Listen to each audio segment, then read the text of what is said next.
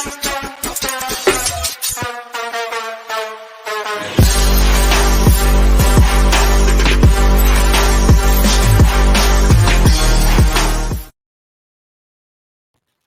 everyone. Happy Saturday afternoon, morning, wherever you are. It's Friday for the 49ers. We're your host, Grant Cohn, Sibla Zaza. The week isn't over yet. Kyle talks in a couple hours. Kyle Shanahan, the head coach. So this is a business day for us. We have business to take care of. We have a lot of stuff to talk about. Sibla, how are you? I'm well. How are you? I'm okay. I'm excited complain. to get into some of these topics today. Let's talk about Kyle Shanahan first. Let's just get this out of the way. He was very critical of it. We haven't spoken since this game, so this is a little bit old. But he was very critical of his players after the game. He's been very blunt in press conferences this week, and he kind of changed his tone yesterday on CanVR. I think he kind of realized that he's kind of lost control of his tone right now, and it's not positive. Anyway, how did you interpret? How did you feel about the way he spoke after this loss? To me, it was a bit of an emotional meltdown. He's very self-secluded from the media. He uses sarcasm, a little bit of wit, and he's very contrite sometimes with the media. And so I think that this was one of the first times where he just fell apart. I think it was an emotional breakdown. It was not a good look when it comes to leadership. It really was not. To sit up there, even if it's 100% one player's fault, or it's the team's fault, or special team's fault, he has nothing to gain as a leader by having that meltdown. So to me, that was bad coaching, bad leadership, and it was a complete loss of his emotional control. I think what we were seeing is maybe the reality of this season finally set in with Kyle Shanahan, and he realizes, no, there's not going to be. We're not turning this around. Yeah, and right? Yeah. It's so far into his career with the San Francisco 49ers that if he's not on a hot seat, then mentally he has put himself there. He knows. He knows that we see what's going on. And I just think that's what we saw after the game was a complete meltdown. I think we've seen a lot of coaches on the 49ers. And I think there always comes a point when you feel like the coach is done, when it's clear he has no answers. The same issues pop up, the same questions get asked, and he doesn't have answers. Like for Mike Singletary, he became a joke when you knew after every loss he was going to say, I got to watch this film. It was a mantra. Everyone made fun of him. He's going to say it. Oh, he said it again. I remember that. Right. It was like, oh, here we go. Okay, he's got to watch the film because he's definitely going to find out what's going wrong when he watches the film. With Kyle, I think right now it's, well, we just got to execute. Every time they lose, it's, well, we didn't execute. Well, we got to execute better. Like, we get it. We know you didn't execute well. You haven't been executing well, particularly for like 4 of the last 5 years. Are you the guy to get him to execute, or is someone else the guy to get him to execute? Because that's just such a lame, hollow excuse at this point. That's a really good point you make. Whenever a leader or a coach or a teacher says that my players, my students, my people need to execute more, that's actually bald-faced saying it's my fault. Whether he realizes it or not, I can't get the results.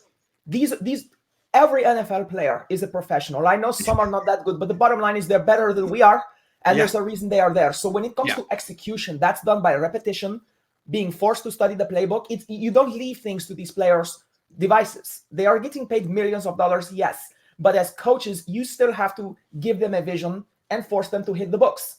And if they are not doing that, if they are not executing, that is 100% on the coaches. And if you have players who will not follow your vision, who are insurrectionists, then you have to bench them, you have to get rid of them, you have to find them, whatever. But in the end, even when you're dealing with a disruptive player, as a coach, you still have to be able to handle that. And there are ways to do it. So when he says that, he is admitting it's his fault. Right. Agree. I don't think he means it that way, though. No, he doesn't at all, and that's the best part of it, about it. Grant, check out Kayvon Thibodeau. Thibodeau, I would love to have him, but it's not going to happen because he's going to go very high in the first round. Oh, I haven't even started. He's good. He's good. Yeah, I like him. I feel like he's a first rounder hands down. He's disruptive and he's strong and he's long armed. He's tall. He's Is he like Oregon. A defensive end like Eric Armstead or a defensive end like Nick Bosa? Not Nick. Let's like, no, not like Bosa. No, I think he's 4-3D end. Armstead. Okay, we will not compare anyone to Buckner, but he's Buckner light. Ooh, okay. That's the style of player he might be able to become, I fear. expect Trey to start. If not, something is up against the Rams. I don't expect that. I don't expect that. Especially against the Rams, I don't think he will start because of Garoppolo and Kyle Shanahan's success against McVay. Good point. Look at the Titans and see that they are the most injured team and are still on top of the AFC. Kyle is not a good head coach. This team needs a leader at top. Derrick Henry, absolutely. Yeah, I think Mike Vrabel is like on the opposite end of the coaching spectrum from Kyle. They're complete opposites. You know, one's a CEO defensive type who's not married to any one system. The other guy is a play caller who's married to a system. Vrabel has no ego. That's one thing I love about him. He will do whatever it takes to win, whether it's his idea or not. He's a good coach. That's a good leader right there. All right, let's talk about what John Lynch said about Fred Warner. John Lynch went on the radio and gave a really blunt assessment of one of his top players, as the Niners have been doing all year. He said Fred Warner really hasn't been living up to the expectations the organization sets for him and that he sets for himself, and that it happens sometimes when players sign a big contract that there's just a lot on their plate or they're trying to do too much. He was a little vague with that, but he basically said that Warner's not playing particularly great. And this is something you've been saying too. So what do you think of Lynch saying this? It's one of those things where, as a fan, it's one thing when I say it, right? Especially about my reaction, or you, exactly. It's just another example of this regime blaming players. Like, what about you, John? How about you? Right, and I wonder. You know, I would love to go back. I don't want to give Gruden any laurels, but when he played for Gruden, I don't recall Gruden ever calling him out. He didn't have a lot of bad games, Lynch, but back in his playing days, I don't recall his coaches throwing him under the bus this way. And especially as a player, as a defensive captain like he is, I feel like he should have not even gone there. There's no way to word one of my top players is playing poorly. He doesn't look physically strong. He doesn't look like he's following the game plan. He doesn't seem like he's keeping to his assignments.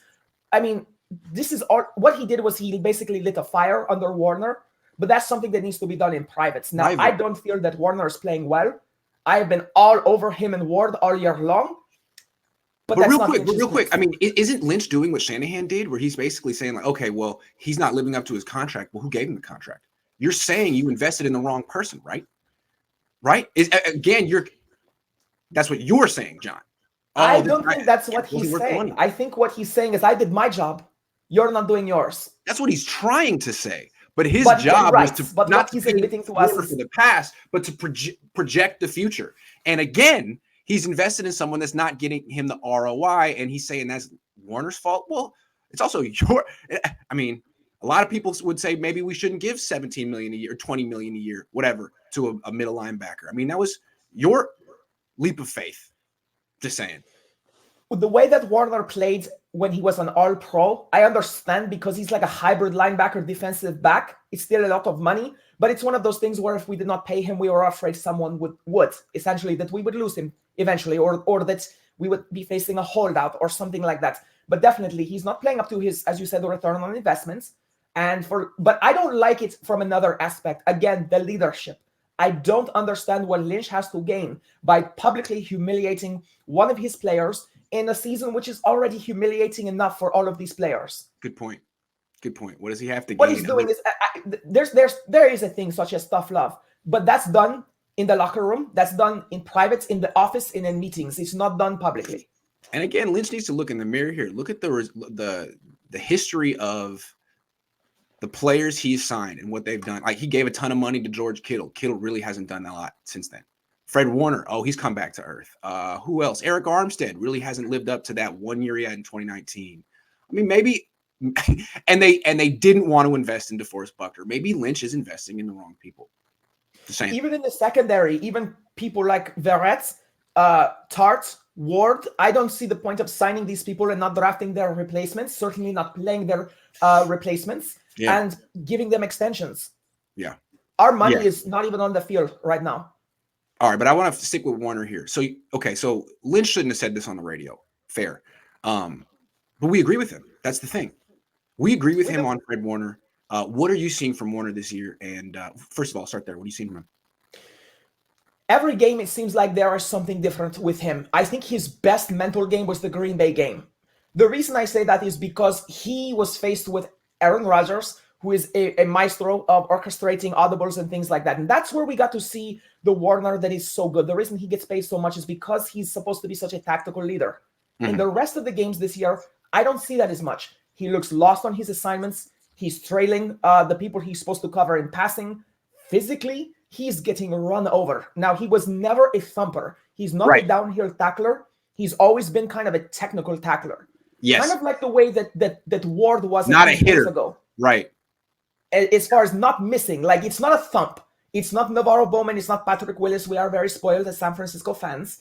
But at least he would cover his tackles and he would drop the guy immediately. This year, they are running him over. If a running back comes his way, they will drag him 2 yards every single time. Yeah, that's what it was like his rookie year too. Which is strange because he had, I want to say it was like 21, 23 reps on the 225 on the bench press at the combine. That's pretty good. Mm-hmm. That's very strong. So for me, I don't understand where that strength went. And it's almost like he's protecting himself because when he gets hit, the difference in his body language that I saw over the last years is when he hits, his shoulders are engaged forward. He's going into the tackle. When he hits this year, he's leaning back into the hits. I see this a lot of times. And that's why they drag him 2 yards. I see this a lot of time with football players, and it's just human nature. Like if you're especially a 3rd round pick, a 5th round pick, and you start getting accolades, you'll play with reckless abandon to get that payday because you never thought it was going to come. You were just like a day 2, day 3 guy who could have been in and out of the league real quick. But all of a sudden now you're getting Pro Bowl recognition, all pro recognition. And if you just sell out your body 2 seasons, you're going to get $30 million, $50 million. And so you do it.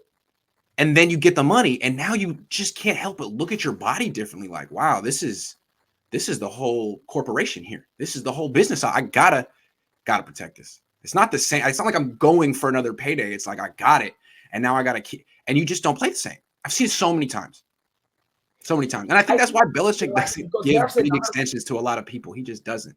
Yeah, there's another player who's playing like that, and that's Bosa. I feel like he's going for stats in his games rather than keeping to his lane. And and that's different to me though, because I feel like Bosa and Debo are just. They're on the hunt. They can see the payday right there. Exactly. And so what are they going to be like after they get it? I don't know. What's Debo going to be like after he gets it? I don't know. He's got a calf injury right now. Would he be playing through a calf injury if he'd already gotten an $18 million signing bonus this year? Probably not, because all of a sudden you got to start thinking about, man, this is the whole operation here. Can't jeopardize it. Just saying. I don't think he'd be playing right now if he was on his 2nd contract. Debo. Given who else we have on this team and the way we have seen them play after their 2nd contracts, absolutely, I think there's an argument for that. I have hope that Debo is a little bit different because he's very erudite. We're going to talk about him in a minute. We're going to go through each guy. I want to ask you right now with Warner, would you trade him in the offseason? After this year, I don't know what we would get versus if he had one more good year. But here's the thing. We have to move some big pieces in this offseason to recoup some of our 1st rounders. Now, the argument that a lot of people make, which makes sense, is why would you trade proven assets for unproven draft picks? It's true, because that's what the Niners did with Buckner. Except, and Jason Aponte said this the best, and that is that they are backtracking to make up for bad draft picks. True. And that's the reality of where we are as San Francisco, that we are in the position of having to get a corner. Having to address, now we have to address the defensive line of all places. We certainly have to address the secondary and the offensive line. So someone like Warner is going to have to go on the move. We may have to bundle players just to trade up into the 1st round. I'm not exactly sure what the 49ers are going to do, but they're going to have to move someone like Warner. I'm not happy with how Warner's playing this year. Who's great, but you want to trade someone who's overrated, who's injury prone. You gotta make a tough decision here. You know what Warner looks like? He looks like Armstead, that one huge year leading to a contract extension. I think the Niners are going to have to be reasonable, and I think that Warner is an excellent trade candidate, but I don't know what we would get for him. True. That's the issue. He's going to get expensive. He's going to get very expensive, just like Armstead is. So yes, I would move him, absolutely, because I feel like we are really good at training linebackers. I think Aziz Al-Shaair could clean up a lot of things in his game. I think when Dre Greenlaw comes back, there's depth at the linebacker position. And I think the Niners can go and draft someone in the 3rd or 4th round if they really want to get another Greenlaw. He just hasn't been an impact player this year. And the Niners are terrible against the run. How can you have the highest paid middle linebacker in the league, or the second highest paid middle linebacker in the league, and be terrible against the run? I mean, where's the return on investment there? So look, Exactly. If you look at the you're not going to finances, trade him this week, but I think he's definitely a trade candidate. And by the end of the season, this is something they got to be thinking about the rest of the season. What is the future? basically the Niners are paying X amount of dollars to not stop their run, whereas other teams with less flashy names, with linebackers who are not flashy in either pass or run prevention, are basically getting more per dollar against the run. And so yeah, that's definitely something that they have to get rid of him. I really feel that. And I don't think it will be as big a blow to this team as people think. Well, he's not making an impact right now. Exactly. No, he's a liability. Let me say that. New DC, bad secondary, D-line, undisciplined, not Fred's fault. I'd like to see D'Amico stack Charles and Nick on the edge or run some stunts with Fred and Bosa. Not Fred's fault. I also see a guy who's triggering very late in the run game. Guy who kind of stands flat-footed. Alshire too. And they seem like they're playing pass first almost. Like when the run happens, they're like, oh my God, let's go get that. And then the running back's already 3 yards downfield. Anyway. I don't think Fred Warner wants to take the hits from linebackers, or excuse me, from running backs. I think he would prefer to play the pass. The way he plays his game, he looks scared of the run. Whew. Okay. So we just asked keep or trade Fred Warner. You aired on trade. If you were GM, that would be someone you would dangle to get picks, which the Niners desperately need. Let's keep going because there's a long list of players that need to be considered. The next one is George Kittle, who's currently healthy, although probably not 100%. I don't know the last time he was 100% healthy. He is a good receiver, very good receiver for a tight end. He's a little bit smaller than he used to be. I don't think he's quite the blocker he used to be, but he's still a good blocker. He's a hell of a player. But he definitely misses time, and he's very expensive. And he's almost 30. I think he's 28. Would you keep Kittle after the season, or would you trade him? So I would make a few phone calls. I would want to see what I could get for him. I'm not taking a third rounder for him. No way. And I just think that with his injury history, I don't think we're going to get a first rounder for him. Yeah. Is he worth it when he's healthy? He's worth more than a first rounder when he's healthy. Yeah. But just because of his track record, I don't know if we can get what we need for him. So the issue is, what would I get for him? If I could get a second rounder, I would have to think about that, because that's not really... I mean, could we pair a couple of second rounders, trade back up into the first round or something like that? That would all be contingent on whether I could get into the first round as a result of his trade and the trade of another player. So the bottom line is, I just don't think right now I could say I could trade Kittle for anything that would be worth it. If from this point on he is very healthy, very productive, goes back to his blocking accolades, then he becomes an excellent trade candidate. And for his money, and if I can get a first rounder, yes. But I don't think we can. So therefore, I think if I get a second round offer, I have to say no. I think I'd take it. And I know it sounds hard, and maybe it would be demoralizing for the locker room, and fan base would be mad at me. That's why I would not take it. Yeah, maybe they'd be mad at me, but you know what? I just don't know what to expect from Kittle. In fact, I think I know what to expect from Kittle going forward. A lot of injuries and missed time. And let me throw this at you. You have a general manager throwing players under the bus, who is, again, one of my favorite all-time players. Hate saying this about him. You have Kyle Shanahan, who has had a little bit of a meltdown. He's not the most alpha leader, as we've talked about. Do you think the message to the locker room of dumping George Kittle for a second rounder, I mean, would that not be the nail in the coffin to the morale of this team? I don't care about the morale. If I'm the general manager, this team's over. I'm rebuilding. This team is over. I'm coming in. I'm starting over. And what does that do to the with, like, players who are good when healthy? I'm not building that way.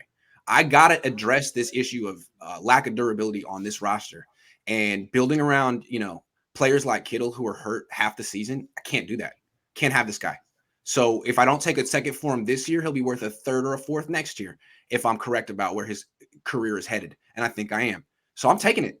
I can't have these players on the team, and it's way too many guys who are hurt most of the time. Way too many. If we are moving them, then Garoppolo has to go, because we are going to need to let Trey Lance take the reins, and we are going to have first rounders to build around him. So right. I guess a second rounder, I can understand that, but then we definitely have to move Warner, definitely have to get rid of Garoppolo, and have to move Kittle, because Trey Lance would be taking the reins. And unless we want a 5-year rebuild or a 3-year rebuild, we will definitely need some assets to protect him.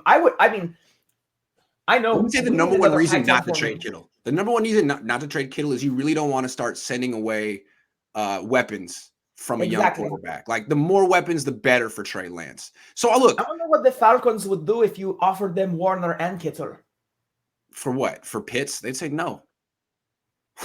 But no, like you'd want to keep Kittle for Trey Lance's sake. But does Kittle even want to play with Lance? I don't know. Maybe. And then, but again, like I if think Kittle's hurt Kittle is half a the year, 49er. I what are think you that paying as for? long as Jimmy is on this team, he has to play this I'm a Jimmy kind of guy. I mean, and I respect that. I do. I mean, in the military, I had good officers and better officers, but when guys were serving with me for a specific amount of time, I had loyalty to them. And publicly, there's no way I would say, yeah, I like the new guy. There's no way. No way I would do that to a guy. Okay, let's put it this way. If Kittle gets hurt again this year, I'll trade him. But if he can stay healthy the rest of the year, I'll keep him another year. One more year. Say, you know what? You're more I just valuable wonder- to our team and our locker room than a second round pick. But if he gets hurt again, I'm saying, you know what? This is a clear pattern. I'm not going to ignore it. So you think we can get a second rounder if he gets hurt again? I don't know. But if he gets hurt again and someone's offers it, I'm going to say thank you. That I understand. Yeah. Yeah. Okay. Moving on. Deebo Samuel, keep or trade at the end of this year. He's going on a tear. He's having a terrific season. He might expect a contract extension. His stock is at an all-time high. This is a guy who was hurt all of last year and kind of limped through a few games. Also, he is the number one player on the team right now. He's the best player on the team. Maybe him or Trent Williams. What do you think? Keep or trade? Hands down, keep. And this is why. 3 reasons. The first reason is if Jimmy Garoppolo is gone, you're going to be dealing with a young quarterback who needs gadget plays. That's right. He needs someone to bail him out on a 3rd and long. Deebo can do that. Yeah. Second reason, the weapons. He needs the weapons around him, especially if Kittle is gone. But even if Kittle is still here, he needs weapons. Trey Lance can make up for the fact that we don't have the best O-line as he gets more comfortable, making people like Deebo Samuel a lot more dangerous. I think Deebo is more dangerous with Trey than he would be with Garoppolo because Trey can extend plays, and that allows Deebo to rattle and get loose. Yes. The third reason is simply because this guy's going to be elite. If he stays healthy, he will be elite. He's already having an elite season. To get rid of something like that, it's like, why'd you draft him then? Right. Okay, I wouldn't trade him either. I think Lance is going to need this guy. And we have to pay him. See, I wouldn't go that far. I would not go that far because he's one healthy guy. That's the thing. Well, maybe, but again, like you're asking for another George Kittle to happen if you do that. So what I would do is I would keep him, and he'd play out his 4th year in his contract, and let's see him stay healthy again. Do it again next year, Deebo. And if you do, I'll franchise tag you, and then do it again. And if you can stay healthy for 3 years, I'll definitely pay you at that point. But not because you did it 1 year. He's not going to accept being franchise tagged twice. I don't think so. I'll give him just once because he's signed next year. He's still on his a rookie contract next year. If he stays healthy again, tag him for 2023. And if he stays healthy again, give him the check. Otherwise, thank you for your franchise tag. If he accepts it, I think it inspires him to play out of his mind. Great. That's what I want. I want players with things to prove, not players who've gotten – because the Niners are just so eager to throw money at players. Like, you know, a lot of guys are really rich right now because of the 49ers, like Jerick McKinnon, Tevin Coleman. I think you're going to be great for me as opposed to bringing in someone who doesn't command much money and has something to prove. Those are the guys the Patriots get usually. Anyway, so we're keeping Deebo, but we're not giving him the check just yet. He's got to keep proving it. And I think the Niners have all the leverage there. All right, what about Nick Bosa? Keep or trade Nick Bosa at the end of this year. Objectively, as a player, he's not playing the run that well this year. I'm a bit concerned with that. He's also he a liability overshoots the gap like you wouldn't. I'm sorry. He's also a liability on screens. Cardinals. Oh no, he overshoots the gap and he freezes flat-footed and then has to take off again. He's lost against backfield plays right now. Anytime you throw a screen at his side, it's a big play. No joke. In the Cardinals game, they were running at him. Yeah, no doubt. They've been doing that for 2. They did that. Chicago did that too. I'm not sure if it's Chicago that I see. I don't think Chicago exposed it. I think they saw it on tape all year long. Yeah. And when it came to that game, they said, "Don't fear the name. Don't fear the fact he can get after the quarterback. Run at him." Right. And so don't run away from him. Run at him. Run at him. Bosa is very strong. He's very physically fit. I think Yeah. he can adapt. The one thing is, I just feel like the brand name Bosa is going to demand a whole lot of money. Oh yeah. And yeah, he's accumulated a good amount of sacks per Oh game yeah. this year. He's on that stat alone, it looks like he's having a wonderful year. But if you look at the complete game, the Niners need someone who can set the edge. And he's just not doing that. So I honestly, yes, absolutely trade him. Hopefully you can get a first rounder for him. And that's a piece I would absolutely put on the move, especially with keeping Debo, is basically I would trade Bosa away in order to draft his replacement. But that's the catch, is that if you trade him away, you need his replacement. Well, okay. I mean, it's a little bit like the DeForest Buckner situation. I would trade Nick Bosa because you said maybe they could get a first round pick for him. I think they could. Just like you said, his name is going to get him a lot of money in free agency. It carries a lot of weight in trades too. This was the number 2 pick in the draft who did miss a season, but is on pace for 15 or 16 sacks this year. He's really has a sterling reputation in the league. I think he'd be worth a top 10 pick. I mean, if Buckner was the 7th pick and then they got the 13th pick for him. So it dropped 6 picks in value over 4 years. I mean, Bosa, I think you could probably get the 7th, the 8th, and something like that for Nick Bosa. And maybe some people be like, well, you're not going to get someone as good as Nick Bosa with that pick. Well, you might get someone who's going to be more durable. Cheaper. Like, do you really believe Bosa is going to have a long, consistent, healthy career? Do you? I don't know about that. Or is he going to be in and out? No, I don't. And he may prove us all wrong, but as far as logic would dictate, I would say no. And here's the thing. We are not just trading for a draft pick. We are trading his future contract away with it. We have to, if we are going to rebuild quickly, we have to hit the reset button on a certain number of players. And without a doubt, that's one of them. So you've gotten 2 really cost-effective seasons from Nick Bosa, but you need first-round picks. And frankly, he's your best trade asset in the organization by far. So if you really want to get some assets, this is a conversation you got to have. This is something you got to entertain. And I think, if he were Buckner and had never missed a season and hadn't torn both ACLs in his life, plus his abdomen. Yeah, I mean, he had 3 major surgeries. He's one more. Yeah, the core muscle surgery, and exactly. He's one more away from having way less value. Instead of hoping that doesn't happen and being surprised when it does, I would sell high now. I know it's painful, fans, but these are decisions you got to make. No, I don't think it's painful because we got our 1 Super Bowl run out of him. Yeah. And like I said, we have to hit the reset button to recoup assets and perhaps even more importantly, clear cap space in the future. Some team's going to give him 12, 13% of their salary cap space. He's going to get $30, $35 million. He's going to get quarterback money. He's not. Exactly. No player is that good. Not even quarterbacks.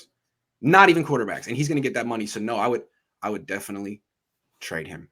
We will not be able to afford him and still be competitive. That's the issue. Right. No team will. George Brittle to Baltimore for 2nd rounder. No, they would not. They don't want him. Yeah. They have Andrews. No on Kittle because Niners don't know how to draft. You're forgetting that this is for me. I'm going to be the new general manager, and I'm great at drafting. Sybil and I too. The 2 I of would us. just take over the weight room. That's all I want to do. Jed York, have your mom call Tony Dungy and ask him to be the GM. Allow him to hire the head coach and set the tone for winning in this locker room. I like that. But honestly, though, I'd rather have someone who's been in the league right now. Don't take someone who's been retired. Someone who's had results recently. I'm just saying. The game who's available? I don't know. Real quick, I think you're wrong. Warner has a lot in his plate trying to cover all the hole in the secondary. Okay. All right. Well, we'll see. I mean, we got 9 more games. We're not trading anyone yet. That's fair. That's a fair argument to bring up as far as, Warner is trying to make up for a lot of injuries, but that does not excuse the fact he's getting run over like a high school player by running backs. He needs to man up, get in the weight room, and start acting like a linebacker out there. What Sybil is saying is that he's catching ball carriers, not striking ball carriers. This is a very clear distinction. Exactly. Right. Just for you guys out there, watch his body language as he rocks back to take the hit rather than lean into the hits. And that's what Bowman and Patrick Willis do. That's what Roquan Smith, he doesn't just lean into the hits, he levels the hits. Fred Warner's not doing that. Right. None of this makes sense because our GM is inept. What you didn't hear is we're promoting ourselves to GM. So don't worry. It's all going to work out. We just got the promotion. No, I still want to be the weight trainer. That way I can complain to you about your draft picks. I'll be like, why'd you send me this? What am I supposed to do? Warden Tart, would you bring him back one more year? Neither of them. The reason is the injuries. How are we supposed to build this team on guys that might play? Right. And if they might play, let's say they start, they go through 6, 7, 8 games. And they're good. They miss a couple of games. The people who fill in for them are rookies or second-year players we have drafted who are not getting any kind of continuity or any kind of game speed or playing time. So we are not developing the draft picks that we got. This is the year to do it. Someone said that they, what a boost to the secondary that Ward is coming back. What are we playing for? Mid-round draft picks? Right. So no, it's not a boost. It might be a boost to the secondary, but it's not a boost to the team. It's certainly not a boost to other players that could fill in at his position. I mean, at this point, we should be developing our players. So next year, Ward, he got an extension. We're paying him to sit on the sideline. He cannot stay healthy. This is a track record. I feel for the guy, but also kind of like Warner, he's getting run over flat by anyone who comes his way this year. He's not a thumper anymore. No.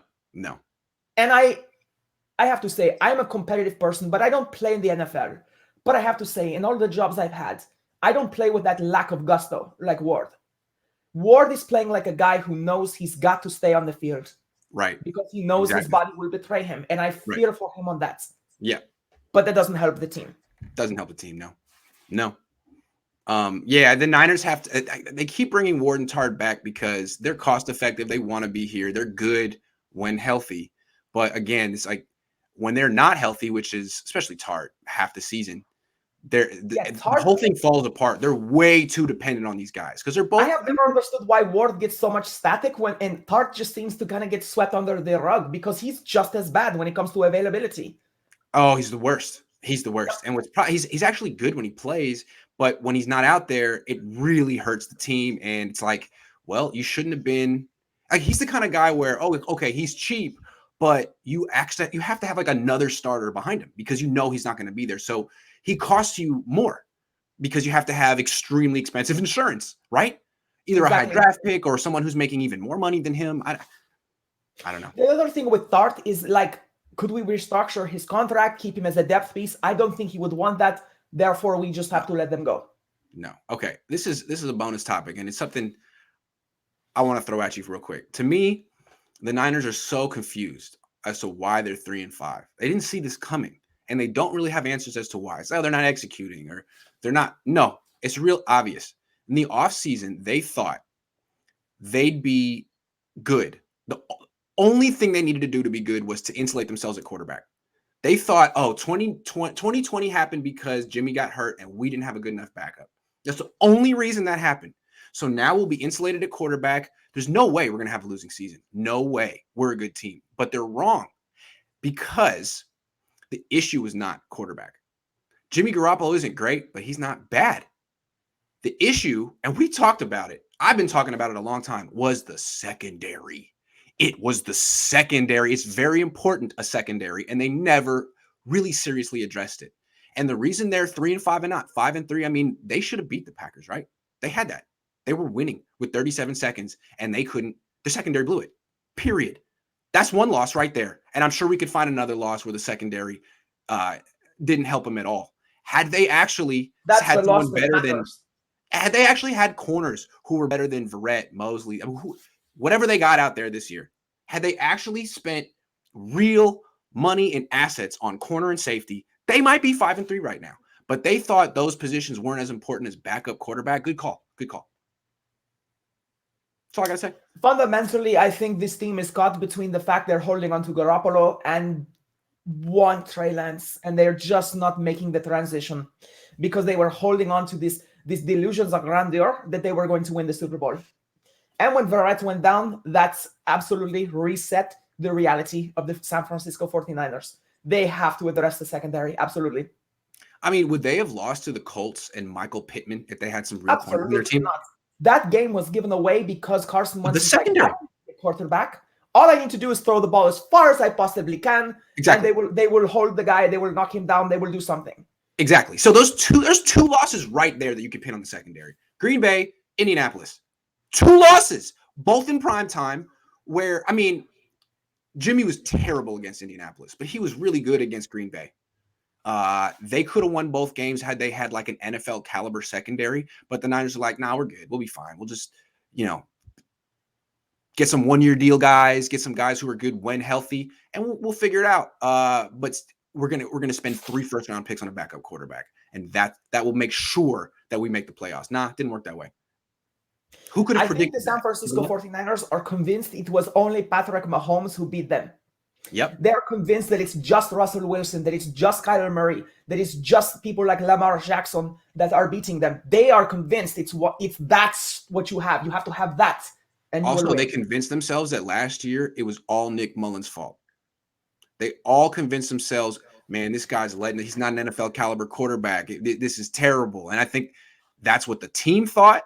It's all his fault. He threw another pick. No, that was not the truth. And once again, this team didn't look in the mirror. They didn't look in the mirror after they lost the Super Bowl. They didn't look in the mirror after that debacle last year. And all they thought, let's just get Nick Mullins out of the building, get a really good backup quarterback, and Jimmy wins. Jimmy wins. And if he gets hurt, then we'll still be good. Nope. Secondary is atrocious. And everyone told you that. And that's why you're 3-5 and not 5-3. Your secondary. Absolutely. Period. They could have had Asante Samuel Jr., but they got a guard they don't play. Anthony says, how do you bring back a safety with no interceptions since the Obama administration? We need playmakers. That's what we're missing besides leadership. I agree. Playmakers. That is a great statistic. I like that.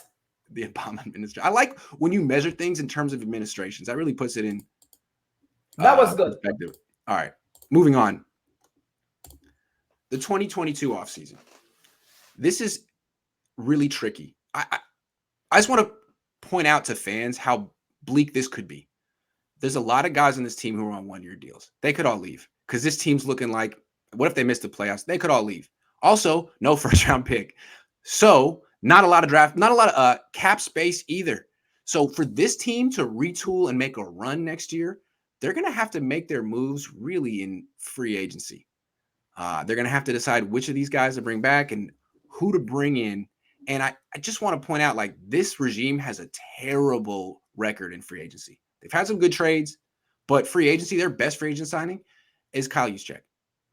And they've had some real bad ones. I just did the math earlier. I'd like to point it out. Hold on. This is a list. So since 2017, the Niners have spent, these are some of their worst signings. Quan Alexander, Jerick McKinnon, Tevin Coleman, Pierre Garçon, Marquise Goodwin, Malcolm Smith, Brian Hoyer, Cassius Marsh. None of these guys are on the team anymore. They were all busts. And they cost the 49ers $104 million. So can you really trust this regime to head into this offseason and get it right? I don't know. Here's the thing. If the 49ers are losing now, and they're already a losing team by default, and they don't have the capital to rebuild, you don't get better. Yeah. So that's why we've been discussing who we have to trade, the reality of having to hit the reset button.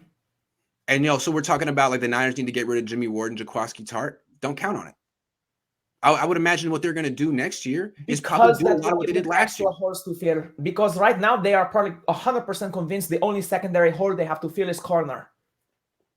Yeah. And watch them spend another not first or second round pick on the corner. Right. They'll spend like a late third and be like, oh, see, we did it, just like Ambry Thomas. This 2022, next season could be even worse.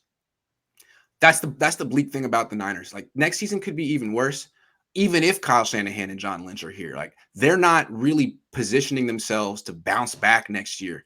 I just don't see how they turn this around in the offseason unless they find some first-round picks or make some trades. Like, they can't just go into free agency and spend their way out of this. They don't know how to do that, and they don't have enough funds to do it anyway. Yeah, exactly. And again, by trading people away, they are setting themselves up with cap space years down the line as well, because this is not something that we might be able to skate by next year, but it's going to require more than a single year in order to get the Niners into dynastic mode. True. Fred, fastest middle linebacker in the league, and his instinct can be elite. I've seen it. I'd take an elite middle linebacker over Bosa. Bosa's a good trade option. That's fair, and I think he says the right thing. He can be. Absolutely. Let's see how Fred Warner responds after getting called out by the general manager, who also happens to be a Hall of Famer, John Lynch. Let's see, because Fred Warner carries himself as like someone who aspires to be a Hall of Famer. So you just got called out by John Lynch. Let's see how. He has what the ancient Greeks would call arete, which is humble arrogance. That's how they describe this phenomenon. Warner? Fred Warner, and I like that about him. Yeah, that he knows like he's good. He wants you to know he's good, but he's going to be quiet about it. And I do like that about him. I agree. I think Buckner had that too. Thank you, JC. All right, moving on. I think Buckner was just straight humble. I loved Buckner. I just feel like sometimes he knew how good he was, but he still kind of hung his head a little bit when he talked. I liked him. Yeah, he was very mature too. All right, let's do some predictions. This is, I think, Niner fans' nightmare that next year Kyle Shanahan starts minicamp, starts training camp, and says, Jimmy's starting quarterback of this team. Nothing against Trey, and Trey's the future for sure. But I mean, just because we had an offseason doesn't mean anything's changed. I mean, Jimmy's still the starting quarter. Trey's just not quite. He's not where we're going to stay with Jimmy. What are the odds that Kyle Shanahan digs in that hard and goes another year with Jimmy Garoppolo? Very high. Whew, I agree. What indicate? I what mean, like 95 to 99% high. What shows that he's getting Trey Lance ready for this? I mean, Joe Montana started 7 games before Bill Walsh gave the team to him in 81. Like I don't see. Kyle Shanahan's already said he's not going to start Trey Lance until they're like eliminated from the playoffs. What if they don't get eliminated until week 17 or week 18? What if they make the playoffs? What if Trey Lance starts 1 game this season? How is he more ready? How is he ready next year? From Kyle Shanahan's rubric of readiness, how is he ready? Hasn't played in 2 years. I don't know. I mean, Jimmy currently. Well, I have never taught anyone how to fight by just keeping them in the classroom and never letting them throw a punch, never letting them feel what one feels like. So you can, he will be more educated next year. But, it's just you have to put your training into exercise. And there's nothing that will teach Trey Lance how to do things more than game speed. So he has to get that. And the thing is, if they keep Jimmy Garoppolo next year, then what kind of draft assets will they be giving Jimmy Garoppolo? Will they be tailored? Will this team continue to be tailored to Jimmy Garoppolo? Or will they reset themselves and tailor it to Trey Lance? That's the other thing. That's the other reason why I think they need to make the jump to Trey Lance, is simply so they can begin building the team around him. Agree. I think Niner fans don't just think that Kyle Shanahan has this plan where, it's Jimmy this year and it's Trey next year. That plan doesn't make any sense. Just sitting Trey Lance for a year doesn't make it easier to start him next year. I almost think it makes it harder to start him next year. If Jimmy keeps his team in contention and Trey Lance gets no experience this year, it's almost harder to start him next year. So don't think that this is just magically going to transition to Trey. As long as Kyle's the head coach here, he strikes me as someone who's didn't want Trey Lance. He's been, he's saying that he's enthusiastic about him, but he has to because he has bosses who wanted this kid. And he's not looking to play him now. And I wouldn't expect that he'd be looking to play him anytime soon, even though he says that he's so eager. No one's more eager than you. Really? I'm more eager than you. I am more eager than you, Kyle, for Trey. I promise you. The whole fan base is just about. The whole fan base is more eager than you. So with some Jimmy holdouts, I definitely think the fan base wants to see Trey Lance, especially at this point. We have nothing to gain in this season by continuing to roll out this squad. We have to get into him. Absolutely. We should have transitioned already, but it's just not going to happen. And I think next year we will see Jimmy Garoppolo back. And that's a guy whose contract we need to dump for free agents. Maybe the corner we need is on the free agent market next year. Right. And if you dump Jimmy Garoppolo, then you're going to have to you will be able to bring him in. And you won't have to pay him the same contract, which means you'll have extra cap space. Right. Will John Lynch be the general manager in 2022? That is completely contingent on whether or not the York family thinks that there has been progress from this point forward. And a win on Sunday is a mark of progress that will set the 49ers back even further. That's the issue, is I think that they are going to judge how John Lynch responds to this, not judge him for his track record. The other thing is, York promised us he was going to get this right. And I'm not holding him to his word, but I think he is. And his idea to get this right was John Lynch and Kyle Shanahan. And I think for a young owner like him, he's not going to be able to reconcile, I'm firing the people that took us to a Super Bowl. I just don't. I feel like he's had enough. So I don't know if he fires John Lynch. And that's why I think there's more than a 50-50 chance he will be here next year. If they make the playoffs, no one's getting fired. But Definitely if they don't not. make the playoffs, and I don't think they're going to make the playoffs. I don't think they can. I don't think the Yorks will just bring back everyone. I don't think the fans will allow it. And the Yorks are pretty reactive. If the fans are really upset, the Yorks will usually do something, make a sacrifice, or they'll usually do something. I mean, money isn't that big of a deal for them. They're worth $4 billion. So, okay, they gave this guy an extension. They didn't give it to him right away, though. They dragged their feet giving John Lynch the extension after giving it to Kyle Shanahan. Lynch was like MIA for a while. I don't know if people remember this, but I think in the offseason, it seemed he didn't get it right away. Like and his wasn't as long as Kyle. To be fired. Yeah, his wasn't as long as Kyle. So I kind of feel like there's feeling in the organization like, what do you do, man? Like, we like you, but we don't need you. And if someone has to go, he's an easy one because he never really had the resume for it. I mean, him getting this job is kind of outrageous if you think about it, when this is a league that's all about trying to empower Black people with resumes, and they give it to jobs like this, which there's only a few of them, to a white guy who has no resume. I'm not trying to make it racial, but I'm just saying it's a bad look, especially when you have no results. So it's hard to justify keeping this announcer with no results another year, especially if you miss the playoffs. So I don't think he's going to be the GM next. I think he's on really shaky ground, which is why he's going on the radio and saying stuff like it's Fred Warner's fault or stuff. Sorry. That does not improve his case.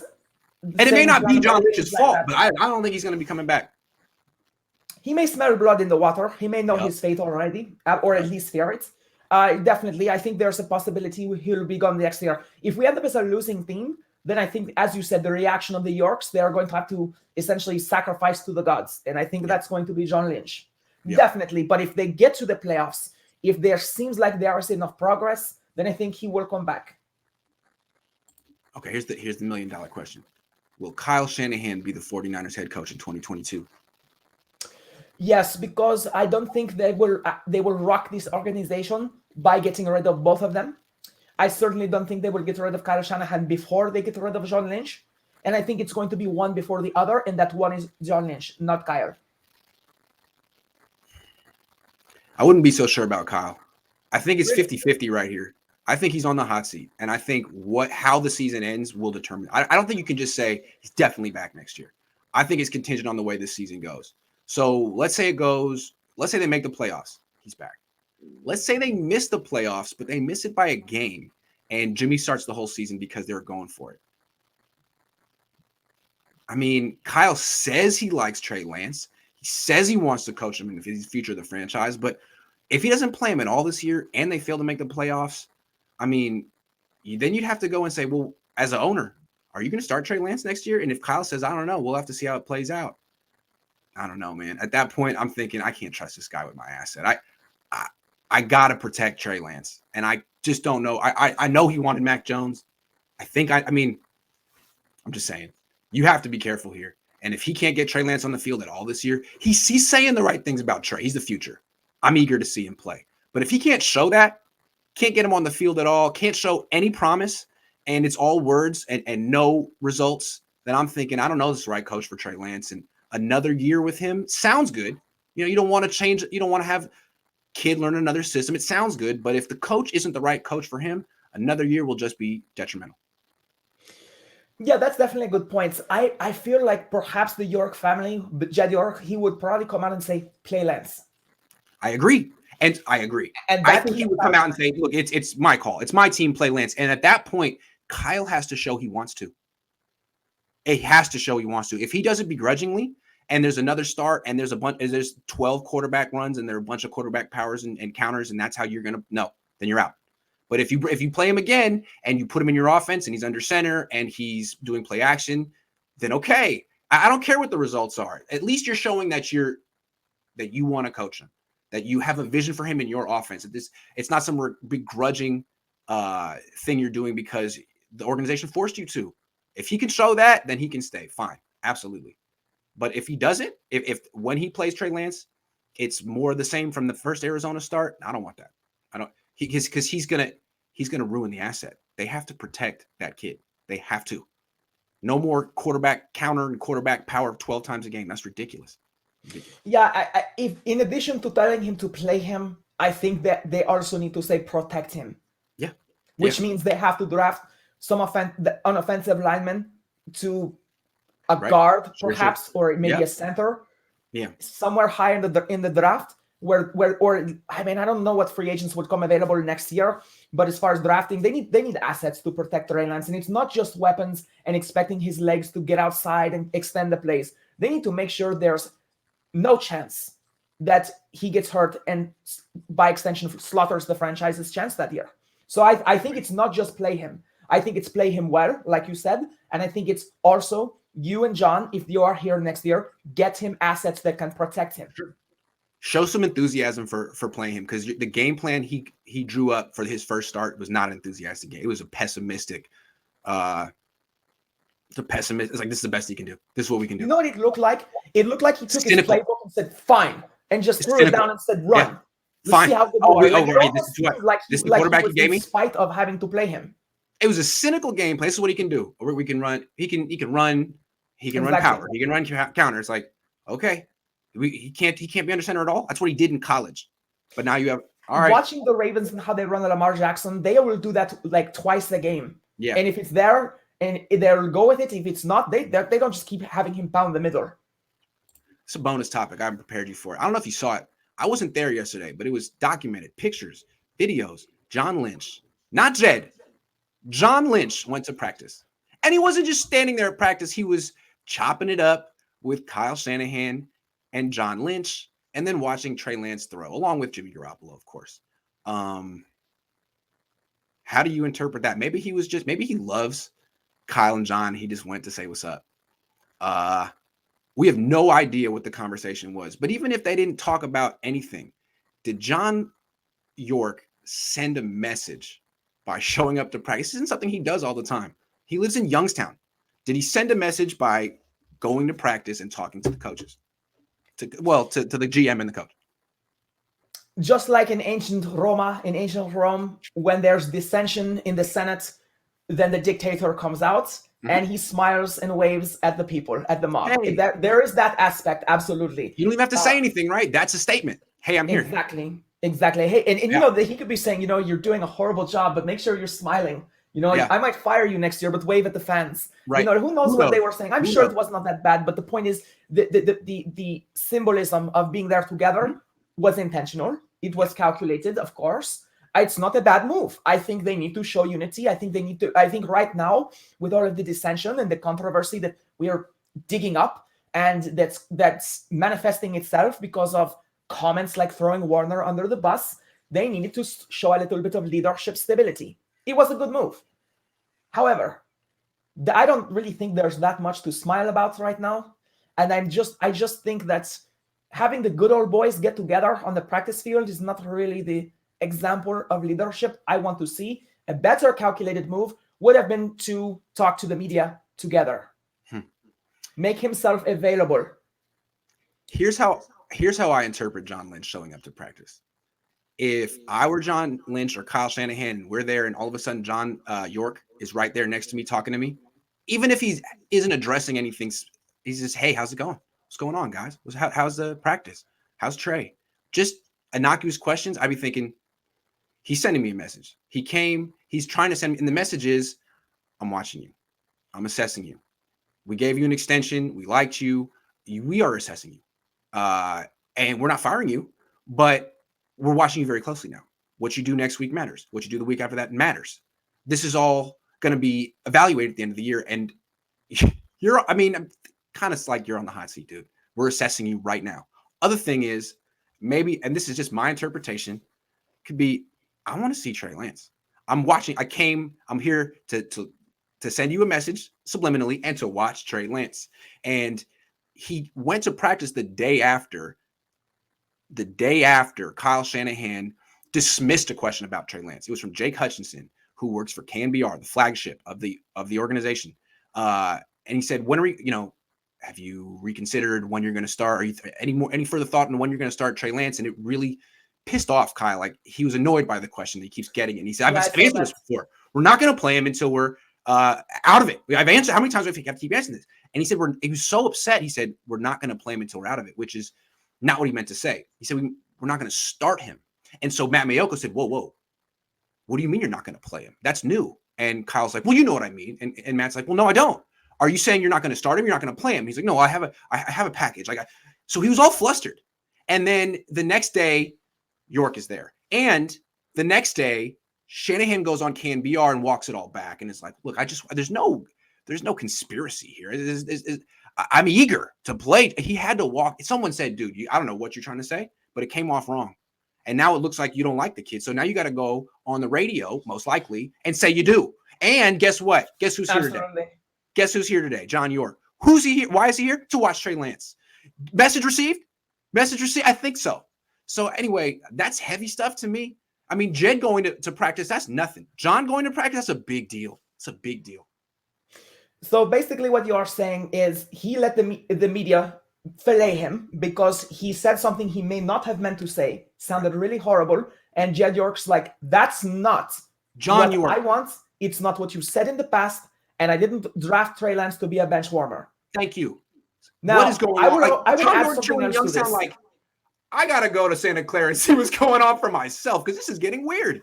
But I also think there's another aspect to this. And Okay. I think it is that Jed York wants us to see he will not just sit up on his high mountain while the ship is burning and sinking. I think he was also sending a message to the fan base that he's invested in what is going on. And the fact of the matter is, the dad. in the I just want military, to make this distinction. It's the we call dad. it showing your flag. You just, as a general, as an admiral, you just have to show your flag once in a while. Just stepping on deck Agreed. will make every commanding officer sit up straight. Yep, That's the absolutely. thing, is I think Kyle Shanahan and John Lynch sometimes suffer from a long leash, which is okay as long as they are winning and as long as they are showing good leadership. But Jed York going there was a little bit of tightening the leash. Hold a on. little bit of showing the fan base that John, he cares. you calling him Jed. It was John. I'm sorry. I just want to get this for the viewers. It's John, the dad. Right. Sorry. John, Sorry. yes. John. Okay. John. We're good. But yeah, no, this is a big deal. If Jed is buddy with Kyle and John. There's two Johns. So I'm calling them John York and Lynch. Lynch is just Lynch from now on. But Jed is buddy with Kyle and Lynch. They have dinner parties together. Their wives hang out. John York isn't buddy with them. John York lives in Youngstown. John York is like not interested. He delegates the whole thing to his son. But when things get weird, he's like, all right, well, I guess I gotta go to Santa Clara. And I have to say that's very emasculating to Jed as well, because it's kind of like the old oil tycoon and his son is not, there are problems with the rigs, and he's come out to basically say, "What did you do now? Yeah. What did you break?" We have to end the charade that you're running the operation. I have to come on. Right. Well, here's the thing. They can be friends. That there's nothing wrong with that. But there is something wrong with too much of an interpersonal relationship. Generals and admirals do not go out to dinner one-on-one with captains. Right. Even though captains run ships. John Lynch and Kyle Shanahan run the 49ers on the field, in the offices and things like that. There's a little bit of inappropriateness to the relationship of being, as you say, buddy. I've never read it that way. And when you say that, I don't like that. I don't like it. He wasn't buddy with Jim Harbaugh. He wasn't buddy with any coach until now. And to me, that just tells me that, like, you know what? Jed isn't it. This is a Denise and John. To me, it feels like that Denise and John made this hire. That this is something they did. They stepped in and were like, you know what, Trent, I know you really like Trent Baalke, Jed, that's your friend. He's out. And now we're hiring this guy. And let me ask you something. I don't even know if it's Jed's call anymore. I think if Kyle were to go, it's probably on John and Denise. And the fact that they're starting to show their faces, it's like interesting. Let me ask you something. Who's responsible for all of these hires and fires? Getting rid of Harbaugh, bringing in Shanahan, bringing in Lynch, bringing in Baalke. But I mean, up until bringing in Shanahan, it was all Jed. But that's what I'm driving at. Yeah. Does Jed go on the hot seat? I think he should. I think he was on the hot seat the minute they fired Chip Kelly. I don't know how much he does anymore. I'm not sure. I'm not sure that Jed hired Kyle and John. It might have been Denise and John.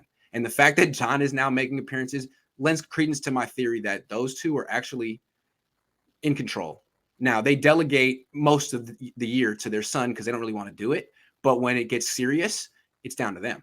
When things got weird in 2016, they stepped in. Because the Niners are in danger of being one of the worst teams in the NFL and being only a couple of years removed from the Super Bowl. And if they lose this home game and the next one, they will be the single worst home team in NFL history. Did you know that? Yeah, their Levi Stadium will be the worst home field ever if they lose two more games. If they lose their next two, the worst. Levi Stadium will be the lowest winning percentage of any NFL stadium ever. So that's why John came out here. Yeah, absolutely. Things are getting weird in Santa Clara. Got to talk about it. Let's answer some questions. Jamaro says John Lynch, Kyle lied to us like Milli Vanilli did. Milli Vanilli? Are they the Milli Vanilli of executives? We already are set back 5 years, no cap. Damn. Yeah, Toxic Runner makes a really good point. That's why we are talking about trading some of our big assets to try to recoup some first rounders. Because otherwise, you're right. We're at ground zero right now. This is ground zero. What did Brian Sabian do first thing when he became the Giants general manager? What did he do? You remember? Say that again. Ask me one more time. Brian Sabian. I remember it crushed me when I was a kid. He became the Giants general manager in the mid-90s. First thing he did was a very unpopular trade. Do you remember what it was? Was it the quarterback? No, Brian Sabian. No, I'm sorry. The San Francisco Giants. I'm going Bay Area here. Bay Area. Oh, San Francisco Giants. Brian Sabian comes in mid-90s. Trades Matt Williams. Fan, so you'll have to educate me. He traded Matt Williams to Cleveland, I believe, and for someone that no one had heard of, Jeff Kent, and it worked out. It was kind of the thing that propelled the Giants to be good. Jeff Kent's baseball card. You got to make some splashes when you come in. You got to change some things up. Because if it was working with Matt Williams and Barry Bonds, they would have been winning, but they weren't. So Brian Sabian comes in and trades a fan favorite who's very valuable, kind of at the end of his prime. Brilliant. It's what kicked off their run in the late 90s. Anyway, sorry, I was a Giants fan in the late 90s. Big decisions. Absolutely. Yeah. That's the point. Yep. Kyle hired Lynch. He should go too. That's a good point. How about the fact that Kyle hired Lynch? That's another bad decision on Kyle's resume. You could list 100 bad decisions Kyle's made since 2017. That's one of them. Hiring a non-general manager to be a general manager. Banana Hands needs trade, not the other way. I don't think they will fire them both at the same time. Whew. Can you imagine that the franchise would say, we give up for the next 3 years? Easy Tino says, Banana Hands needs trade, not the other way around. That's a good point. Because if Trey does well, he could save his career. What are the chances Kyle starts Lance moving forward? If we lose Monday night, after all, he did say we could see Lance very soon. He also said he's not going to start him until they're out of it. So I don't know, mate. It's possible that the owner said, I don't know what your plan is with Lance, but this is our plan. If you lose to the Rams, that's it. Lance starts the rest of the way. It's possible, right? And that might be why they came out and made that appearance, because they were going to deliver the message in private. But there's a lot to dissect, to unpack. Very good point. That could have been it. Hey, we heard what you said in your press conference yesterday. We want to let you know that's not the plan. Exactly. You can start Jimmy this weekend against the Rams. I'll be honest with you. If it was me who owned this team, I would have come out and be like, listen, you don't own the team. I own you. Yeah. Remember that when you go being smug with my fan base and giving answers like that. By the way, I just want to say Matt Mayoko has been like the crusader for our cause this year. I've never seen him like this, and I completely back him up on that. But if you pissed him off, you're doing something wrong. I really feel that. Yeah, absolutely. He's very easily appeased with a little bit of candor and just being honest and being polite. Yeah. But he's pissed. He's on a crusade right now. Yeah, he is. Toxic Runner says, how far is the Niners Super Bowl window? I don't see it right now. I couldn't project that for you. How far away? Because we don't have one right now. But if I will take a stab at that, if they do the things that Grant and I have been talking about here, and Jason and all the other guys, then you say 2 years away. I was going to say maybe 3. Yeah, pretty much. But 2023 at the earliest. And that's why, to me, this season is so tragic because it's a waste. This is a waste. It's a waste. Had they committed to the youth and started now, you could be looking at next year. Exactly. Next year as the year that the window opens. But next year is going to be a transition year with a bunch of young guys who didn't play this year. So you're thinking, what okay, would be really cool? not that year either. Trey Lance right now is it wouldn't just be his game time. He would show you what holes we have on this team, so we could address those in the draft, because he might improve the play of people around him. You don't know the psychology of the impact of Trey Lance on the O-line, how they might feel like less pressured because they've got him behind them. They might step their game up. You'd be able to patch little holes if Trey Lance was playing this year. And then next year, no joke, you might be looking at the Super Bowl. Yes. I mean, honestly, how can they like not the Bears see this for themselves, I have no idea. Like if the Bears make a few big moves in free agency, who knows? They could be a contender next year because they're going to have a really I think they need to address their coaches. I think that's losing the I agree. The secondary coach. Yeah. Was the cornerbacks coach to the Browns, I think it was. Yeah. I think things like that really hurt. I don't think that Miko is as bad as he looks. I think that he does not have a staff. Apex says the Niners should have Eric Bieniemy. I don't know if he's the right coach for the Niners, but there's a lot of good coaches out here. The Niner fans act like none of them will come to this team. I don't know. It's the Niners. No, I think Trey Lance is very attractive to a new age kind of coach. I think that this guy could be a beefier version of Mahomes under me. I think that's what you will get if we go looking for another coach. I totally agree. If Jimmy keeps starting, why keep watching? Maybe that's what John York was saying to Kyle. Look, I understand you have a plan, but you're going to cost me a lot of money if you keep playing Jimmy Garoppolo. So you better win this game. It's like Greek mythology. It's about pushing the rock up the hill. You just keep doing it, hoping for the best. But, the thing is, we can still learn a lot from this season, and hopefully we will see some of our rookies played. That's why I watch, is because I'm waiting for rookies to be played. Yeah, and I love the city. Yeah, that's why this season actually could get more interesting down the stretch if the rookies actually get in. Anthony says John's track record is as sketchy as the tenderloin. He has no room to chastise anyone. He and Parag need pink slips. Kyle must have a true boss. What's the tenderloin? Oh, like the neighborhood in San Francisco. Gotcha. It's a little sketchy. Yeah. Anyway, good point. Nice simile. All right, we got more stuff. Odell Beckham Jr. Odell Beckham Jr. Your thoughts on him going to the Rams? Everyone here has been electrified by his catch against the Dallas Cowboys over the back of his head. We know his skills. I followed him for a long time on social media. I'm a big Shannon Sharp fan. Shannon Sharp and him have a personal relationship. They are friends. So I've gotten a lot of feedback from him and Skip Bayless on the personality fit for OBJ and why it didn't work in Cleveland. I want to back it up to that. He and Baker Mayfield were buddies off the field. And I think Baker's heart is broken right now. But OBJ is a big lights kind of player. And I don't know. Have you ever been to Cleveland? Once. It's boring. They have one coffee shop. They don't have a Hot Topic in their mall. It's a really weird parking garage style mall. You can see across the city and you can walk across it in like 40 minutes. It's tiny.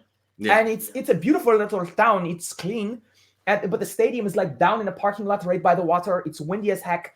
There's nothing glamorous about Cleveland. It's just right. OBJ is, and I mean this in a good way, he's a bit of a diva. And he wants to be. Yeah, no, for sure. I feel you. No, big personality. He wanted to play in New York. He wanted to play in LA. He wants to be on SportsCenter. He would have been a great fit for the Dallas Cowboys. He might have even been good in Atlanta or some big city like that. But now he's in LA, and that's a great place for him. So that's the danger of OBJ. And I think that McVay knows that. What can we get out of OBJ now that we have him in the petri dish? Basically, we have him where he can thrive. And so that's the one thing. We might see a resurgence to OBJ, but his route running. OBJ, when he was with the Giants, I always felt like it was all about his ball skills. It was all about improvisation, the teams he was going against. It was just man-to-man, beating the corners. And I think the league kind of caught on to basically how to shut him down. Basically, press coverage, things like that, close to the line of scrimmage. I think that OBJ was also a victim of that. However, him coming to this team, We'll have to see what his personality fit is. Baker Mayfield is young and he just wanted to be his friend. Stafford has served his time in hell with the Detroit Lions. He is an old warhorse. He is really good. He has the cannon of an arm and the precision that might make OBJ very good. But I don't think he's going to come here and be the X factor. I think he's going to bolster their receiving cores. But if his personality does not fit, it won't work. So I just don't think this is going to send them to the Super Bowl. But it's a good signing. And it shows that they're pushing all their chips into the middle of the pile. I don't think they have anything to lose. But the one thing I will say, I don't think McVay has the personality to manage him. He's very nitpicky. He's very boy-like, McVay. The way he threw Goff under the bus, try that with OBJ. Yeah, but he has managed other big personalities on the team like Jalen Ramsey, Marcus Peters. I actually think McVay's much more suited for a player like Odell Beckham than Kyle Shanahan. Marcus Peters does not like McVay. Yeah, they made it work for a while, and now they're making it work with Jalen Ramsey. I just think he's actually a better coach for this than Kyle is. But I'm not sure it's going to work out with OBJ. Here's why. To me, he's a shell of himself physically. Is it care if you win or not? It's like if the Rams win and he only gets 4 targets, he's pissed. And he's pouting. And that's the problem. That's why I'm not the biggest OBJ fan. I think he's a little overhyped. No, I'm not a fan of his either. Yeah. Like if he hadn't made that one catch that one time, like what would his reputation be? It's a little overinflated. He hasn't done much. Smart, actually. He's a social media guru because remember, he doesn't just make that catch. He does that catch again over and over and over in warm-ups. Right, exactly. He knows what he's doing. Basically, he was like, Nike, come get me. I mean, that's really what he's done. For the brand name, he's a social empire. He's like the Kardashian of the NFL. So to me, he's overrated. And he's absolutely that on a good team. He's never really been on a good team. So now he's on a good team. How are you going to respond to that? Will he fall in line? But that's why I was saying I don't think he's going to light up the league. I don't know. And like you said, if he gets four targets a game, he will carry his energy from one week to the next. He goes through like these dry spells of depression or whatever, where he's angry at his own team. And the thing about him, like it'll happen in the first quarter. If you don't get him the ball in the first drive, he's already pissed. He's. I mean, I don't know.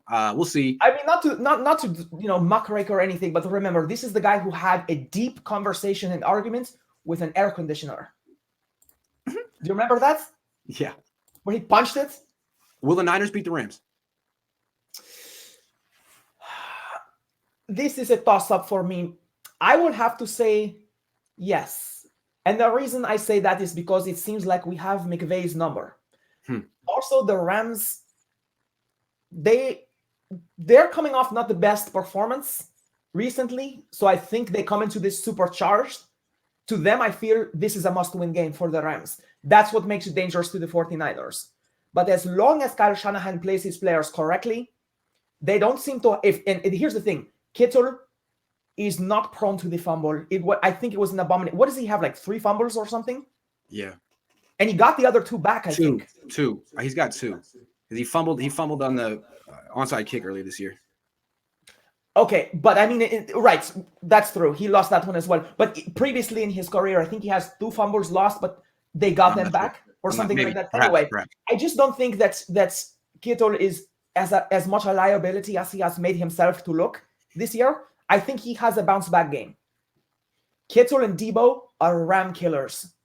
And I think with that alone and Jimmy Garoppolo's track record against them, I think there's a slight advantage to the 49ers. Here's why the Niners are going to lose, Sibla. They're secondary. It always comes back to that. Like, it's a big problem. And so it cost them against the Colts, right? They couldn't handle Carson Wentz and freaking Michael Pittman Jr. And in the last 2 weeks, they haven't really gone against a team that could exploit it. Like, Colt McCoy wasn't throwing down the field, and the Bears had no wide receivers. But now you're going against Stafford, Woods, Cup. It could get ugly. Because, again, all you got to do is throw it up. And it's passive. So the Niners can beat themselves. But if they play some discipline, even a moderately disciplined football, I think they can edge the Rams in this. But it's going to require a run game that works. And it's definitely going to require Kittle to be in blocking form. And it's going to require ball security. This is a game where if the Niners just play within their confines and they play to their advantages and they play smart football, all three phases, I still think they can win. However, Kirkpatrick cannot play. No, and Jimmy Ward has to play. They can't win with Tavon Wilson on the field. I also don't think Norman, he can make some plays, but his coverage abilities this year, his fundamentals, his mechanics have been way off. They're not going to be, because Cooper Kupp is a really savvy route runner, and in order to keep up with him, they're going to have to hold him. Right. So we can't have the guys out there. I don't see why Lenoir would not be a good person to match up with him. He needs to play. Lenoir has to play in this game. He won't. They won't play him. And they'll lose in that case because they're so focused on... That's why I said they have to play who they have to play. They're so focused on which quarterback to play. It's the secondary, and they can't even get their best corners on the field. That's why they're going to lose the secondary. And I know they've had the Rams number in the past, but they didn't go against Matthew Stafford, and he's a lot better than Carson Wentz, and he's not going to let the Niners off the hook here. So if they win this game, and they really could, they're going to have to get great performances from everyone in their secondary. Everyone. Maybe they can. We'll see. They need to study the 49ers, or they need to study the 49ers need to study the Rams-Titans game and model their defensive scheme off of that. But again, you could be right. It will be for naught if this game comes down to Norman and Kirkpatrick and their impact on the game. It's our final topic of the show. You have something you want to say about Aaron Rodgers. Why don't you go ahead? I have a lot to say about Aaron Rodgers. I've never liked him for a start. I think we all know. We know about his COVID infractions, but let's back it up to his original reaction to the media when they were first talking to him, and they asked him, "What's your COVID plan?" And he said, "I'm immunized." Mm-hmm. Do you remember that? Mm-hmm. And the way he said it, first off, I knew he was lying right there. Mm-hmm. I mean, the way he said, he looked at the ground, he goes, "I'm immunized." Just the way he said it. He is smug. He's narcissistic. Yes. He's arrogant. He thinks because he has an American studies failed degree he did not complete at Berkeley that he's smarter than everyone. My father went to Berkeley. He has a nuclear engineering degree. Sit down. I have a degree in aerospace science. I went to Embry-Riddle. Sit down. American studies is basket weaving. But yet Aaron Rodgers thinks he's so much smarter than everyone out there. So he lies to the media. Eventually it comes back to haunt him when, of course, he pops positive. And of course, then the NFL is like, "Oh, we don't have a record, the CDC. We don't have a record of your vaccination. Yeah. What did you mean by immunized?" So then, of course, it comes to light. Aaron Rodgers lied. And more importantly, we've played him. Other teams have played him. He's done a jersey exchange, which for unvaccinated jersey exchanges are not allowed anymore. He's addressed the media. He's mingled in public without his mask. He's put others at risk. What your position on the mask is. When you are a leader, you have to experience the most conservative approach you can take to public safety. Right. You have to exhibit leadership at every level. You have to respect the players on your team, and more importantly, the other teams. Right. Now, the Niners season is kind of done, but he's played some teams where he could have affected the playoff seeding, certainly, by popping them positive. Could I say something real quick? Of course. I think what's interesting is, like, I always compare Rodgers in my mind to Brady because they're like the two best quarterbacks of their generation. And you look at Rodgers as being like the West Coast, well, kind of the more progressive and like progressive type. And you look at Brady as being the more like button-up conservative type. But Brady is a leader, and Brady's a better quarterback than Rodgers. And Brady got the Bucs to be 100% vaccinated, and Rodgers couldn't get himself vaccinated. So I just think that's an interesting distinction. Keep going. Tom Brady could be a reverend if he wanted to be. He could be a priest because the way that he can make men do things, they're like, "Okay, yes, Father Tom, I will do it." Yep. Basically. But that's so not Rodgers. Aaron Rodgers throughout his whole career. See, I don't think he's ever been different. I think that people are finally seeing him for the person that he is. He's a diva, and you can see when he's losing. This is his body language. Every time. It's everyone else's fault but mine. Yeah, every time. But when Tom Brady is losing, he's sitting there studying the play sheet, yelling at people, getting people to go. So you're right. They are bipolar opposites when it comes to leadership. But let's go over something Aaron Rodgers said. First, he addressed on the Pat McAfee show, I think it was. The McAfee show, he addressed the media. He basically said, "Before the woke mob comes after me and puts the final nail of cancel culture in my coffin, I'd like to say a few things. First off, he reiterated that he never lied. Okay, well, you were not immunized. You had an arbitrator who was a third party between you and the NFL rule that your holistic approach did not classify as immunization. You did not follow the NFL protocols. And by the way, I'd like to throw out. So the NFL knew he was not vaccinated. Where is the NFL going to be held accountable for this? Right. They are 50%, or if not more, 75% the problem here. Right. We'll get to that later. But let's get on to Aaron Rodgers, where he goes and quotes the great Martin Luther King, and he likens his struggle, his oppression of COVID protocols to what Martin Luther King and the minority Americans, specifically Black Americans, were struggling through in the mid 20th century. But yeah, 20th century. So back in the 1950s and 60s, he likens his mask wearing to the oppression that Martin Luther King and his people went through. If this is not the ultimate example of white privilege and narcissism, I don't know what is. Put on your damn mask. It has nothing to do with being brutally oppressed, killed, economically subjugated, segregated from society. He's likening himself to that. And the quote he used was Martin Luther King said that you are challenged to not abide by bad rules in society. That's basically what the quote it amounts to. And he's likening wearing the mask to racial oppression. That's a dark note. He learned that in his American Studies class. That was great. Thank you very much. I would like to say, I would love to know what Berkeley says about American studies circa 20, 30 years ago. You know, Rogers going there like 15 years ago. I would love to know what his American studies said, because they were written by people like him. Rose-colored glasses. That's how he sees American history, and his privileged, elitist attitude has got to stop. And the bottom line is he was fined just over $14,000. And I saw an article on, I think it was SI, that said that that's the equivalent of a mid-range economic American person being fined $33.10 or something like that. In other words, I would get more for speeding. There were two other infractions as well: a Halloween party and an axe throwing arena that he went to without his mask, where there was more than 10 people there. And the NFL didn't fine him for that. That would have amounted up to $29,000. And here's the thing. Green Bay should be paying the price for this as well, from a COVID standpoint, from a league infraction standpoint. So why did the Saints get fined? Was it a 6th-round draft pick they lost? I don't know. Something like that. Why do they get fined a draft pick for COVID infractions relating to the mask? But because it's Aaron Rodgers and he comes out with his white privilege statement about Martin Luther King, why is it he gets $14,000 and the Green Bay Packers do not lose any kind of draft picks? Here's why. Because the NFL is responsible, because they knew.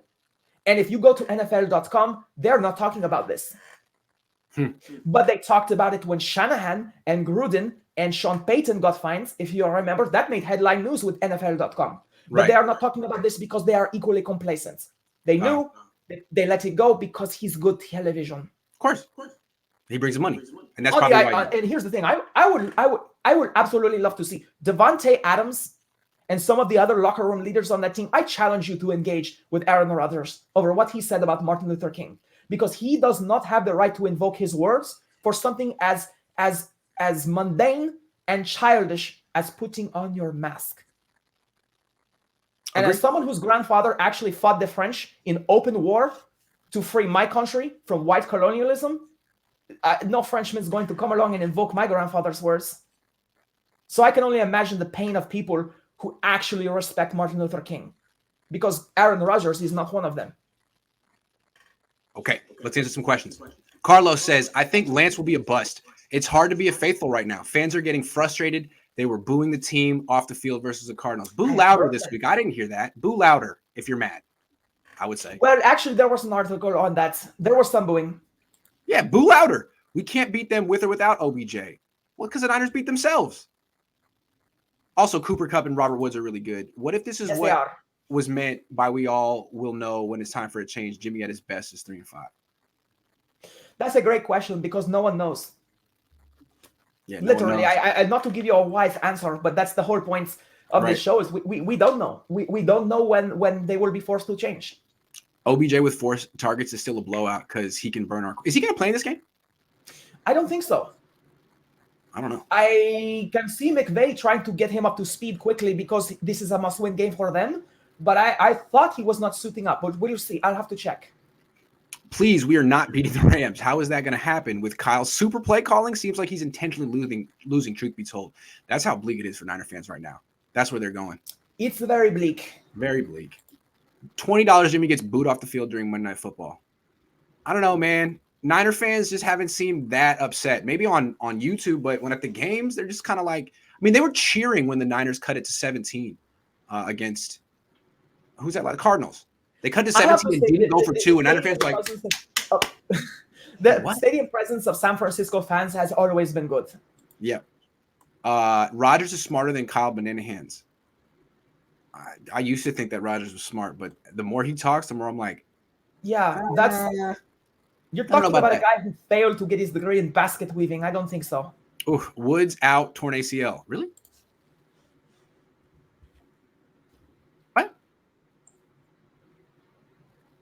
What? Oh my God. Yes, he is. Oh my God. As reported by That's CBS. not funny, but wow. I'm sorry. I didn't mean to laugh. An hour ago, Robert Woods tore his ACL. Wow. Well, I guess, wow. Friday's practice, they say. Huh? That's Schefter reporting. Schefter's just the news but that's just another broke an hour conversation. ago. Wow. I think Schefter and Rodgers should have their own show. Freak accident. Wow. Okay. Well, I guess that changes everything. That might put a timeline on OBJ. They might need him now. Yeah, they might. I think they probably do. Sorry to hear that about Woods. He's a good player. All right. What else we got? One Green Bay fan. Let's see. Yeah. Robert Woods tore his ACL and OBJ is starting according to Schefter. There you go. Thank you, Priya. Good report. Yeah, Thank you, everyone. Wow.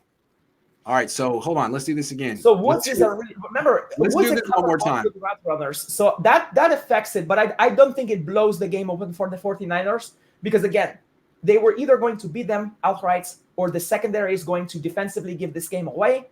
And Woods is huge, but Kupp, it doesn't really matter who's playing the 49ers secondary right now. It's just about throwing the ball as deep as you can and hoping they hold them. Yeah. So no Robert Woods. You're sticking with the Niners beating the Rams? Or do you think? What do you think? Well, Woods going out does not help them. No, doesn't. Yeah, I'm not. Let's put this. I do not think the 49ers are going to rock them if they win, but I think there's a good chance they can beat them. However, if the secondary does as you say, this is going to get ugly real fast. Yeah. I still think the Niners lose this game even without Robert Woods, although this makes it even closer. But Odell Beckham Jr., Cooper Kupp, all you got to do is throw deep. And the Rams do. They're not going to let the Niners off the hook on this one, even without Robert Woods. I think this is going to be a loss because of the secondary, not because I think Jimmy will be fine. He should be okay. I mean, he's been pretty much fine all year. Garoppolo did not have the worst game against the Cardinals. He was not the problem, to be honest with you. He was good against the Cardinals. He was good against the Bears. He wasn't good against the Colts, but it was his first game back from injury. And the rain and everything, and they did not practice in the rain. So, yeah. So he should be fine. Sometimes Shanahan stacks the cards against Garoppolo when it comes to preparation. Yes. And sometimes he makes him drop back 50 times like last week as opposed to just handing off for whatever reason. So I think they're going to run the ball a lot against the Rams. I think Jimmy's going to play well. The Rams not having Robert Woods is going to hurt him, but Beckham and Kupp should be enough.